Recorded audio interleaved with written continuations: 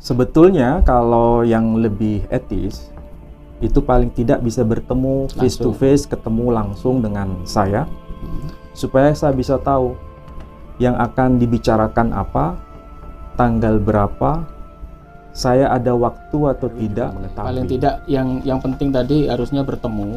Iya, seharusnya begitu. Apakah bisa bersedia atau tidak, itu kan enak dijawab. Seharusnya begitu. Itu adalah undangan yang sebetulnya elegan dan benar-benar beretika.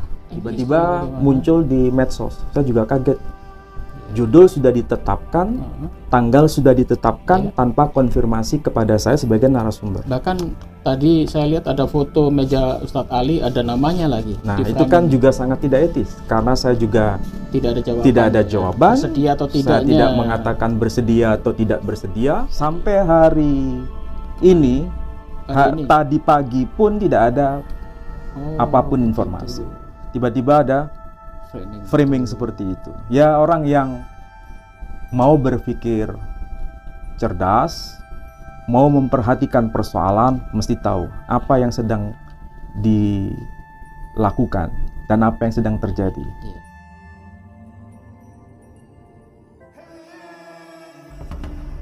Assalamualaikum Ustadz. Waalaikumsalam warahmatullahi wabarakatuh. Beberapa hari keliling ya? Ya, tergantung. Gitu ya. Keliling kemana maksudnya? Tapi hari Minggu ini saya lihat kok tidak menghadiri undangan khusus itu ya? Menghadiri undangan khusus. Undangan yang dimaksud live itu ya? Iya, undangan apa yang dimaksud? Yang dari Robito. Oh, undangan yang dari Robito. Iya, kenapa nggak hadir ini ya? Ya, kalau undangan dari Robito, siapapun berhak untuk mengundang dan siapapun berhak untuk diundang. Ya, gitu ya. Saya memang menerima surat yang dikirim utusan langsung dari Robito Alawiyah. Suratnya ini. Jadi surat ini saya terima dari admin Fakultas Ilmu Budaya Universitas Airlangga. Oh, dikirim ke kampus. Pada saat itu saya ada di lantai 2 sedang mengadakan rapat. Sebetulnya kalau yang lebih etis itu paling tidak bisa bertemu face to face, ketemu langsung dengan saya, supaya saya bisa tahu yang akan dibicarakan apa, tanggal berapa, saya ada waktu atau tidak, kemudian yang schedule-nya secara tertib itu seperti apa, sehingga kita bisa katakan itu adalah undangan yang betul-betul elegan. Oh, berarti waktu itu cuman dikasih undangan, ditaruh di bawah ya? Saya terima langsung dari admin, tapi ketika saya tanya, ini undangan dari mana? Ada yang datang utusan dari Robito Alawiyah, ada sekitar 4 orang. Tapi saya tidak tahu siapa itu. Tapi yang jelas surat itu sudah saya terima dari admin. Dan ketika saya baca suratnya, memang menurut saya tidak biasa.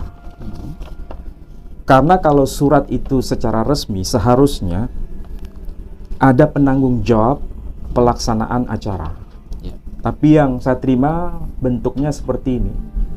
Jadi ada panitia seminar,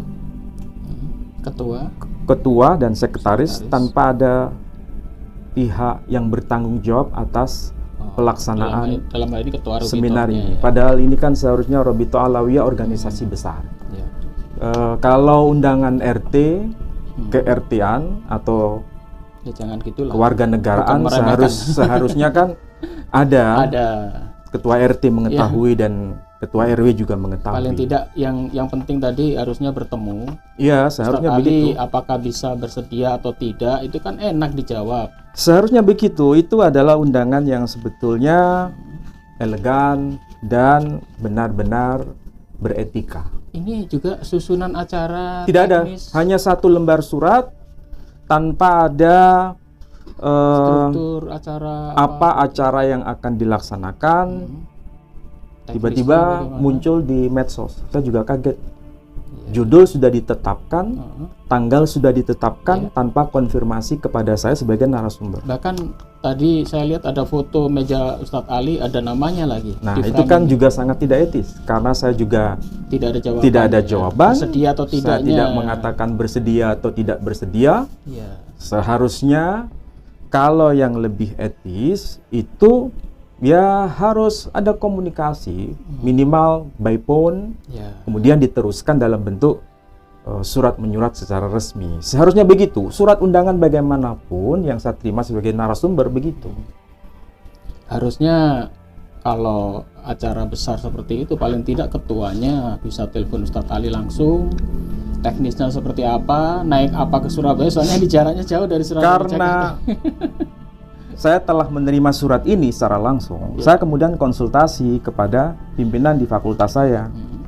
Apa jawaban dari pimpinan? Tidak perlu hadir karena memang kurang tepat kalau surat seperti ini. Iya. Jadi saya harus memahami apa yang beliau maksudkan sehingga saya tidak akan memberikan jawaban apa-apa. Toh pada akhirnya tidak ada telepon ataupun